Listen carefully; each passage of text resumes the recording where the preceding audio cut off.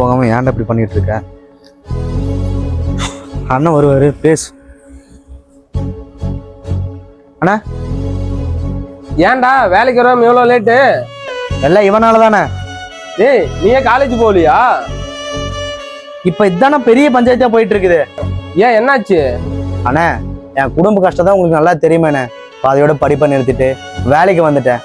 நான் பட்ட கஷ்டம் இவன் படக்கூடாதுன்னு சொல்லி தானே அவளும் கஷ்டப்பட்டு இவனை படிக்க வச்சுட்டு இருக்கேன். அதை புரிஞ்சுக்காம இப்ப வேலைக்கு வரேன்னு சொல்றானே. இவன் நல்லா படிச்சு நல்ல நிலைமைக்கு போனான், என் குடும்ப கஷ்டம்லாம் தீந்துருண்ணே. நான் சொன்னா கேட்க மாட்டானே. உங்க மேல ஒரு மரியாதை வச்சிருக்கான். நீ கொஞ்சம் சொல்லுங்கண்ணே, காலேஜ் போக சொல்லுங்கண்ணே. ஏன்டா உனக்கு என்னடா பிரச்சனை? காலேஜ் போக மாட்டீங்கன்னு சொல்ற? 12வது வரையும் தமிழ் மீடியம் தானே படித்தேன். இப்போ காலேஜ் போய் எல்லாம் இங்கிலீஷில் இருக்குண்ணே. ஒன்றும் புரியல. படித்தாலும் பாஸ் ஆகணும்னு தெரில. இப்போயே லட்ச லட்சமாக கட்டுறதுக்கு அதுக்கு வேலைக்கே வந்துடுறேண்ணே. காசாச்சும் மிச்சமாகும். நான் ஒன்று சொல்றேன், நல்லா கேட்டுக்கோ. பிஸ்னஸாக இருந்தாலும் சரி, படிப்பாக இருந்தாலும் சரி, ஒரு வருஷமாச்சும் அதில் இருந்தீங்கன்னா மட்டும்தான் அதை கற்றுக்க முடியும். நீ ஒரு வருஷம் காலேஜ் போ, அப்பயும் படிக்க பிடிக்கலாம் என் கூட நீ வேலைக்கு வந்துடு. அண்ணே நாளையிலேருந்து காலேஜ் போகிறேண்ணே. சரி நான் வீட்டுக்கு போகிறேன். நீ என்னடா சொல்ற? நீங்க சொன்னா சரிண்ணே. சரி உள்ள போய் வேலைக்கு பாரு.